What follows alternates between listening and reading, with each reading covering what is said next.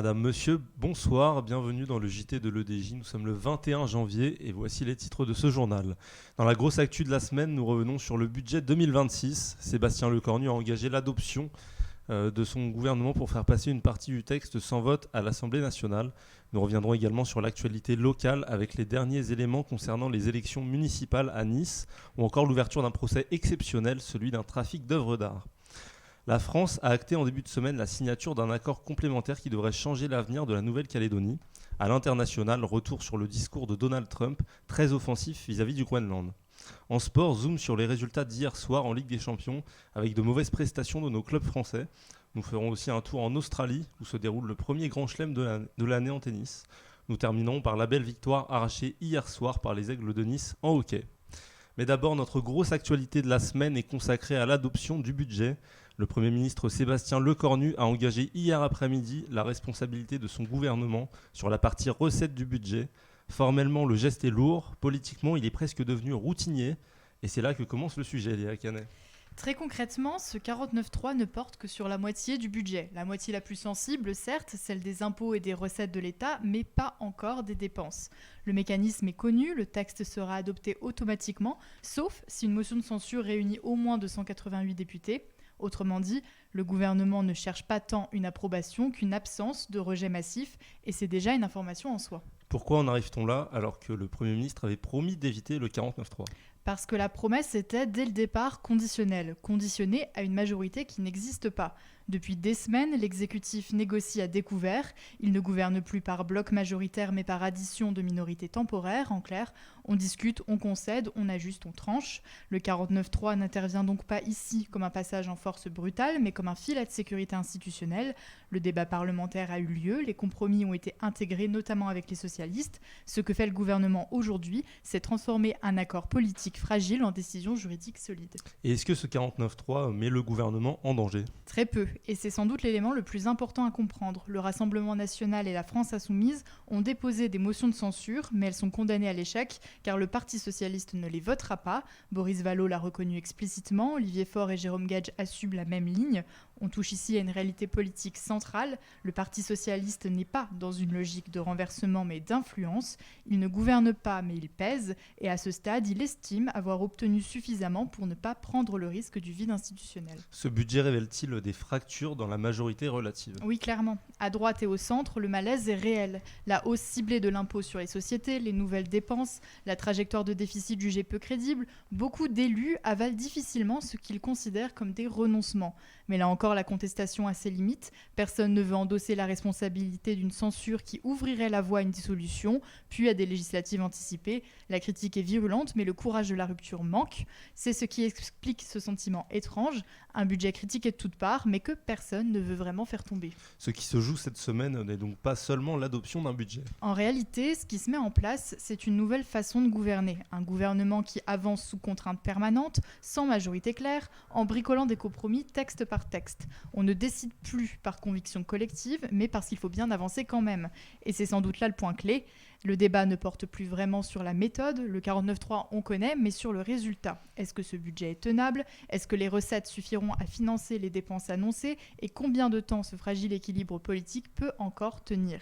C'est sur ces questions très concrètes, les chiffres, le déficit, la dette, le pouvoir d'achat, que le gouvernement sera attendu, pas aujourd'hui, mais dans les mois qui viennent, quand il faudra prouver que cette stabilité obtenue par défaut fonctionne aussi sur la durée. Merci Léa pour ces éclaircissements.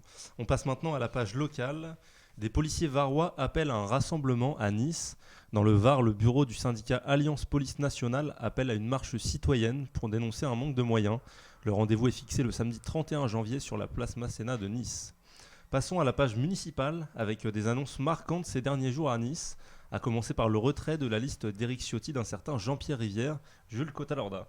Oui, il était prévu que l'homme d'affaires devienne premier adjoint d'Éric Ciotti si ce dernier accédait à la mairie. Cela ne pourra plus être le cas.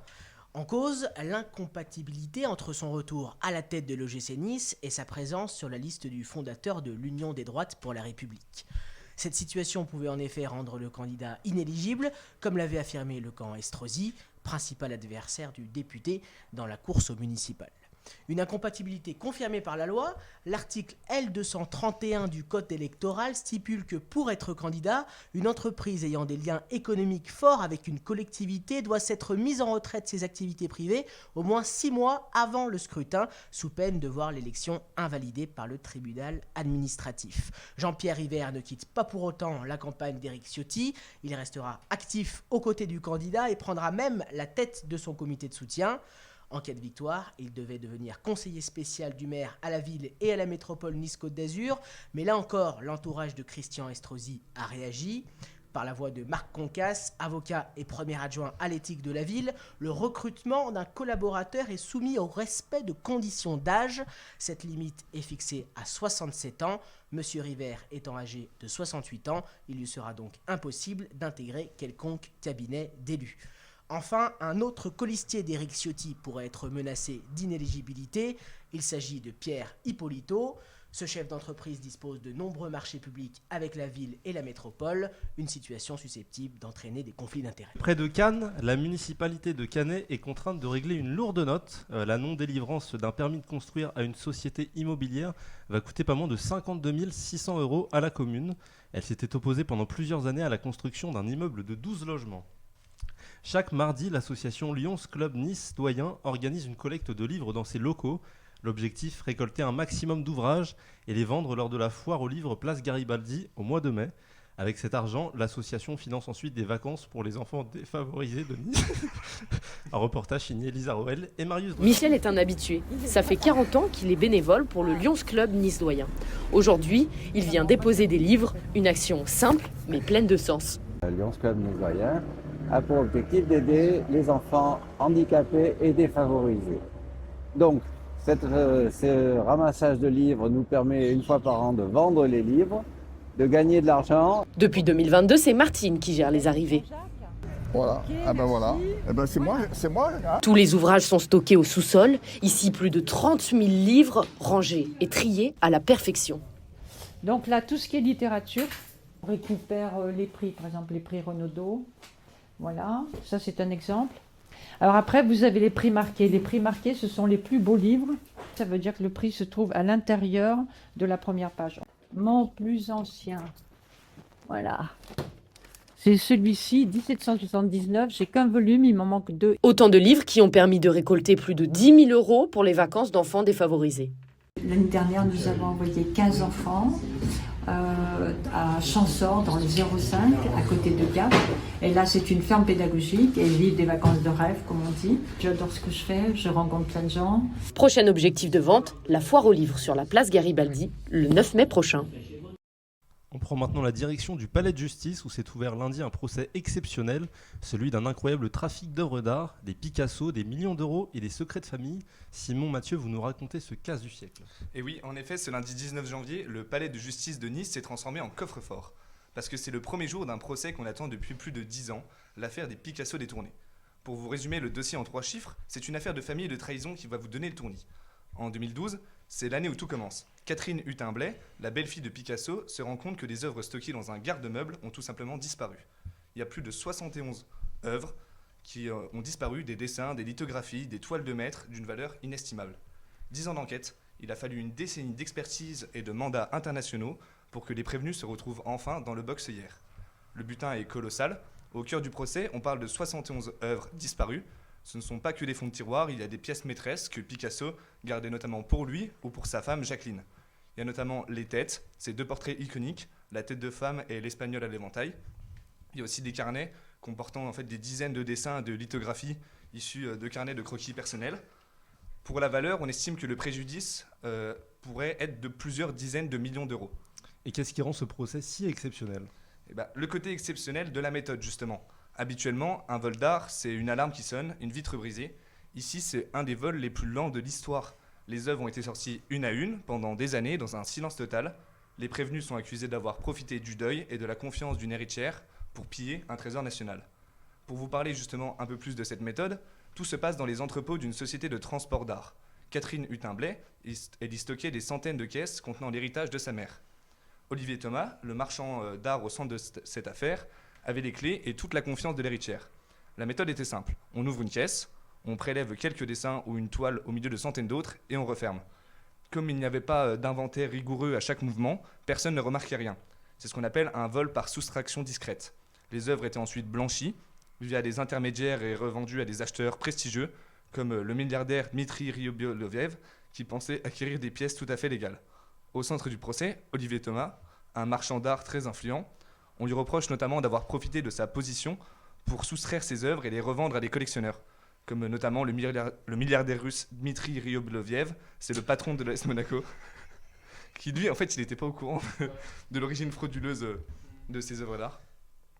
Et qu'est-ce qu'il risque, justement ? Pour des faits de vol et de recel en bande organisée, la note, elle peut être très très salée. Ça peut aller jusqu'à 10 ans de prison ferme, des amendes pouvant atteindre 750 000 €, voire plus selon les bénéfices réalisés par le trafic. Le procès, il vient à peine de commencer. On est parti pour une semaine d'audience intense où les experts en art vont défiler à la barre. Le délibéré, c'est-à-dire le jugement final, ne sera pas rendu avant la fin de la semaine. Ce sera probablement le lundi 26 janvier. Les juges vont devoir décortiquer qui était le cerveau, qui était le transporteur et qui était le simple intermédiaire. Merci beaucoup Simon.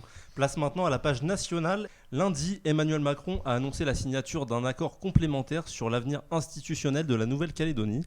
Daniel Kolchanov, vous nous en dites plus. C'est un dossier qui cristallise les tensions depuis des décennies avec au cœur du conflit une question brûlante, le dégel du corps électoral. Et à quoi correspond ce dégel électoral ? À qui profite-t-il ? Eh bien, il profite notamment à ceux qui ne veulent pas que la Nouvelle-Calédonie devienne indépendante. On les appelle les non-indépendantistes.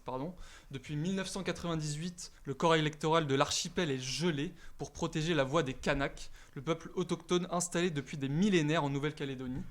Donc seuls ceux qui étaient là en 1998 et avant, et leurs enfants, peuvent voter lors des élections provinciales, permettant d'élire les membres du Congrès qui votent les lois du pays.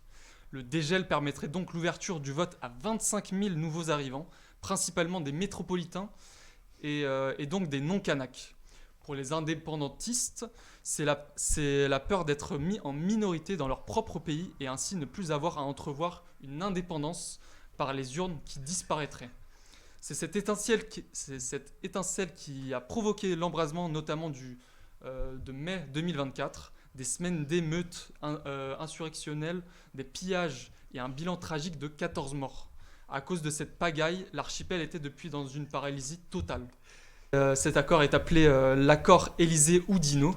Ce texte est une réponse directe à ce traumatisme. L'idée de dépasser le simple conflit du droit de vote en créant un nouveau statut, l'État de Nouvelle-Calédonie. Un modèle inédit dans la République où l'on crée une citoyenneté calédonienne propre. C'est elle qui définira désormais qui peut voter sur la base d'un compromis accepté par les signataires, donc entre indépendantistes et non-indépendantistes. Mais cet accord n'est pas que politique, il est aussi vital pour l'économie de l'archipel. L'État s'engage donc sur un pacte de refondation du nickel, un métal autour duquel s'est bâtie toute l'économie calédonienne. On parle ici de 200 millions d'euros par an pour sauver une industrie au bord du gouffre, à cause notamment de la concurrence du nickel indonésien produit par la Chine à bas coût, et des infrastructures qui ont été endommagées justement lors des émeutes de mai 2024, et qui ont menacé la fermeture des 3 principales usines de l'archipel. L'argent servirait donc à moderniser les usines. Pour Macron, le nickel est un levier de stabilité. Si les usines ferment, des milliers de personnes se retrouvent au chômage, ce qui alimenterait la colère et les tensions sociales. Le pacte vise donc à donner un avenir économique au nouvel État de Nouvelle-Calédonie. Quelles sont donc les perspectives dans les prochains mois pour ce nouvel État de Nouvelle-Calédonie ? Le calendrier est serré, sauf catastrophe nucléaire, tout se jouera cette année, mais on connaît tous la lenteur de la bureaucratie française. Le texte sera examiné normalement par le Sénat dès février pour une modification de la Constitution au printemps. D'ici l'été, les Calédoniens seront appelés à valider ce projet par un référendum local. Et enfin, si tout est validé, les élections provinciales sur la base du nouveau corps électoral dégelé permettra donc de renouveler les assemblées de province et le congrès de la Nouvelle-Calédonie. Mais il y a un gros bémol dans tout ça. C'est évidemment l'absence du FLNKS, le Front de Libération Nationale Kanak et Socialiste, principal mouvement indépendantiste qui n'a pas signé cet accord car il n'ouvre pas de perspective claire vers l'indépendance de l'archipel. Le pari d'Emmanuel Macron est alors très clair, avancer avec ceux qui le veulent pour sortir le caillou de la paralysie. en espérant que la paix retrouvée finira par convaincre les derniers opposants. Merci Daniel. À Strasbourg, un policier a été grièvement blessé à l'œil hier. L'incident s'est déroulé lors d'échauffourées avec des agriculteurs devant le Parlement européen. Les manifestations continuent pour protester contre l'accord avec le Mercosur. Place désormais à la page internationale. En Espagne, au moins 42 personnes sont décédées dans la collision entre deux trains à grande vitesse dans le sud de l'Espagne. La cause de l'accident n'a pas été identifiée. Le ministre des Transports espagnol Oscar Puente évoque un accident extrêmement étrange. Une commission indépendante a été nommée pour s'occuper de l'enquête. Hier, un nouveau drame a eu lieu. Un train de banlieue a heurté mardi un mur de soutènement effondré sur les voies dans la province de Barcelone. L'incident a fait 1 mort et 5 blessés graves. Depuis l'annonce des ambitions territoriales de Donald Trump, le Groenland se retrouve au centre du monde. Le discours du président américain depuis Davos, où se tient le Forum économique mondial, est particulièrement attendu, Jules. Devant les dirigeants économiques,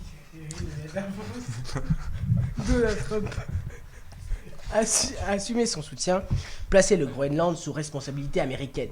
Le président américain a assuré que Washington n'aura pas de recours à la force, mais estime que les États-Unis ont un droit historique et stratégique sur ce territoire autonome danois. Trump justifie sa position par des arguments géopolitiques en évoquant la stabilité mondiale et la sécurité internationale et décrit le Groenland comme un enjeu clé dans ce monde de plus en plus instable. Donald Trump va présenter cette revendication comme un échange raisonnable, rappelant le rôle des États-Unis depuis la Seconde Guerre mondiale. Il affirme notamment que les États-Unis auraient rendu le Groenland au Danemark à la fin du conflit, accusant aujourd'hui Copenhague d'être injuste envers Washington. Des déclarations datant déjà de quelques jours et qui avaient suscité de vives réactions en Europe. Oui, en France, l'Elysée a annoncé souhaiter l'organisation d'un exercice de l'OTAN au Groenland et se dit prête à y contribuer.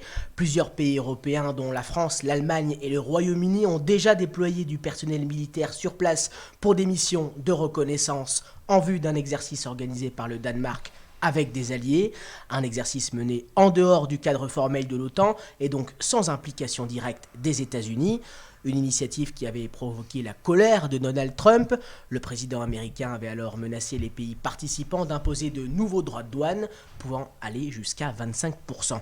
Ce mercredi, la présidente de la Commission européenne, Ursula von der Leyen, a exhorté l'Union à rompre avec sa prudence traditionnelle. Elle décrit un monde désormais régi par la puissance brute, qu'elle soit économique, militaire ou géopolitique.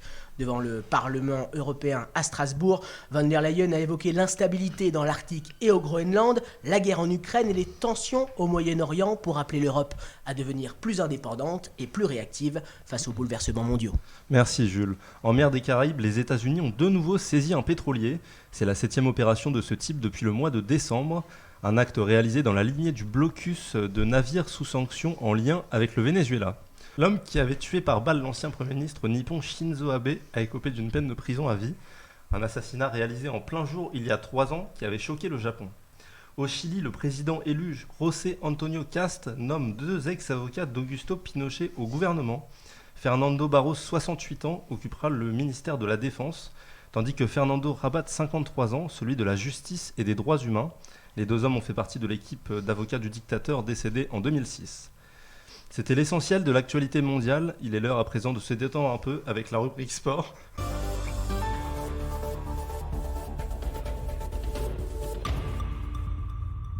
Le Real Madrid n'a fait qu'une bouchée de l'AS Monaco hier soir, Antoine. Effectivement, pour le compte de la 7e journée de phase de poule de la Ligue des Champions, dès le début de la rencontre, les Monégasques ont été surpris par les Madrilènes. Le Real a ouvert le score à la 5e minute par un joueur formé par l'AS Monaco, Kylian Mbappé, ancien joueur évidemment formé au club monégasque et qui a doublé la mise avant la demi-heure de jeu. En seconde période, les Madrilènes n'ont pas relâché la pression. Mastantuono, un but contre son camp de Thilo Kehrer, Vinicius ou même Jude Bellingham ont alourdi le score avant que Jordan Tézé n'offre un maigre but de consolation à l'AS Monaco. Ce lourd revers fragilise évidemment la position de l'ASM dans sa phase de poule. Avec 9 petits points, le club doit désormais gagner absolument son dernier match face à la Juventus Turin à Louis II mercredi prochain pour espérer une place en barrage. De son côté, le Paris Saint-Germain s'est également incliné, cette fois-ci sur la pelouse du Sporting Portugal, et occupe désormais la 5e position au classement, en attendant évidemment les rencontres de ce soir et évidemment le Olympique de Marseille-Liverpool qui aura lieu au Vélodrome à 21h. Et en rugby, Fabien Galtier a dévoilé en début d'après-midi sa liste de 42 joueurs pour le rassemblement du 15 de France. Et comme souvent, elle ne laisse personne indifférent. Une liste élargie, pensée pour préparer le tournoi, mais qui interroge pour certains choix forts. Évidemment, elle interroge cette liste. La première raison, c'est parce que beaucoup d'absents ne sont pas sur la liste de Fabien Galtier. On pense notamment à Damien Penaud, Grégory Aldrit, qui ne sont pas retenus. Des cadres habituels qui manquent à l'appel. C'est un signe clair d'un renouvellement assumé. Fabien Galtier continue de secouer la hiérarchie, quitte à bousculer des certitudes installées depuis plusieurs saisons, à l'image de la charnière avec Gaël Ficou et Damien Penaud qui ne sont pas appelés non plus. A l'inverse, certaines présences interpellent, notamment en troisième ligne avec Alexandre Fischer ou le jeune francilien Néné. Longtemps freiné par les blessures, le Clermontois et le francilien sont récompensés pour leur activité et leur impact défensif et leur profil très bleu dans l'intensité. Un pari certes, mais un pari cohérent, Victorien. Et direction l'Australie maintenant pour le premier grand chelem de la saison, Antoine. Où en sont nos Français dans ce tournoi ? Eh bien, ils sont pas très bien, nos Français, puisque cette nuit à Melbourne, seul Corentin Moutet a décroché sa qualification pour le 3e tour de l'Open d'Australie. Opposé au qualifié Michael Zeng, le Français a renversé la situation après avoir concédé la première manche et a profité de l'abandon de son adversaire dans la 4e, puisqu'il était blessé à la cheville et il s'est imposé 3-6, 6-1, 6-3, 2-0, abandon du Chinois. Ce succès le propulse vers un affrontement inédit en Grand Chelem face au numéro 1 mondial, c'est pas n'importe qui, Carlos Alcaraz quand même au 3e tour. Un défi de taille pour le gaucher français qui n'a encore jamais croisé la route du Mulsien en Grand Chelem. De son côté, Arthur Géa, jeune français issu des qualifications, lui aussi tentera de prolonger sa belle aventure puisqu'il affronte Stan Wawrinka, le quarantenaire, au 2e tour. Un duel riche en contraste entre l'émergence d'un talent de 21 ans et la dernière saison du triple vainqueur de Grand Chelem. Et pour finir, direction la patinoire de Nice, où les Aigles ont brillé hier soir, Antoine. Les Aigles de Nice ont disposé des boxers de Bordeaux. On peut dire qu'ils les ont mis KO, ces boxers, justement. Après un premier tiers plutôt équilibré, la rencontre s'est totalement emballée. 3 partout dans le 2e tiers, en espace de 20 minutes. Et puis 2 buts inscrits lors de la première minute de cette 2e période, justement. Finalement, direction les prolongations, puis il y a tir au but, puisque personne n'a su faire la différence dans le temps réglementaire. Et à ce jeu, Nice l'a emporté dans le sillage d'un Alexis Schank, auteur de 4 arrêts lors de cette séance. Merci beaucoup Antoine. On passe maintenant à la météo et le temps sera assez triste en cette fin de semaine. Demain le ciel sera nuageux dans l'ensemble des Alpes-Maritimes. Il fera 10 degrés à Nice, Menton ou encore Antibes. Vendredi ce ne sera pas plus réjouissant malheureusement. Les averses frapperont la Côte d'Azur durant toute la journée. Ce sera la même chose ce week-end. La température atteindra tout de même les 14 degrés à Nice. Il fera jusqu'à 11 à Grasse, 13 à Antibes et Menton. Avec cette pluie, il faudra donc trouver des occupations en intérieur. C'est la fin de ce journal, merci de nous avoir suivis. Dans quelques instants, vous allez retrouver Club EDJ, présenté par Enzo Puren et ses chroniqueurs, qui reviendront longuement sur la Coupe d'Afrique des Nations. Je remercie l'ensemble des chroniqueurs, la régie et notre photographe qui fête aujourd'hui ses 25 ans. On lui souhaite un très bon anniversaire. On se retrouve mercredi prochain pour un nouveau JT. D'ici là, portez-vous bien. Bonne soirée à tous.